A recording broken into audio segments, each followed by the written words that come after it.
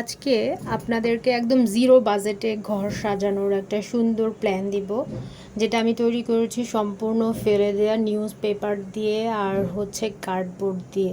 আপনার ঘরেও যদি এরকম ফেলে দেওয়া কার্ডবোর্ড থাকে, কার্ডবোর্ড বলতে হচ্ছে দেখা যায় বিভিন্ন সময় বিভিন্ন প্যাকেজিংয়ের সাথে আসে না, যেমন আমি এটা নিয়েছিলাম হচ্ছে খেজুরের একটা বক্স ছিল, সেই খেজুরের বক্সটা এরকম আমাদের সবার ঘরেই থাকে। তো দেখা যায় আমরা যে কোনো ঘরের শোপিসগুলো অনেক দাম দিয়ে কিনি, তো ওরকম বাজেট না রেখে আপনি চাইলে আপনার হাতের তৈরি একটা জিনিস দিয়েও আপনার ঘর সাজানো যায়। তো সেই প্রসেসটাই আপনাদেরকে দেখাবো।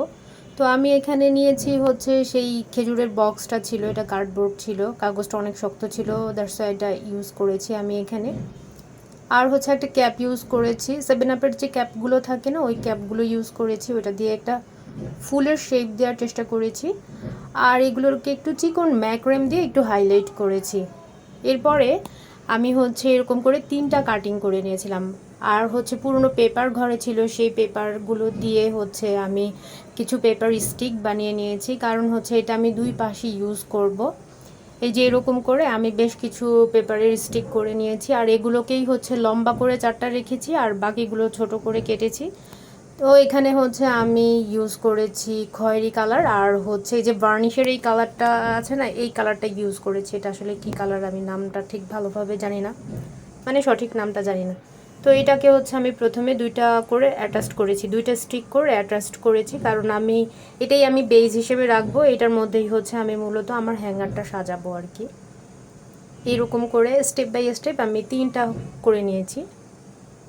আর এটা ছিল আমার বেবির একটা ডায়পারের একটা বক্স, তো এটা রেখে দিয়েছিলাম অনেক দিন থেকে, তো এটা আমি আজকে ইউজ করব।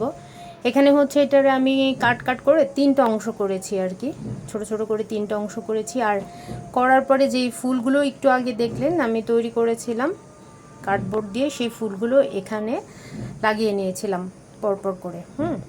এরপরে হচ্ছে আমি যে এই যে স্টিকটা দিয়ে তৈরি করেছিলাম, পেপার স্টিকটা দিয়ে, এরপর একটার পর একটা লাগিয়ে দিয়েছিলাম। আর এখানে ইউজ করেছি হচ্ছে আমি আর্টিফিশিয়াল কিছু প্ল্যান্ট ছিল।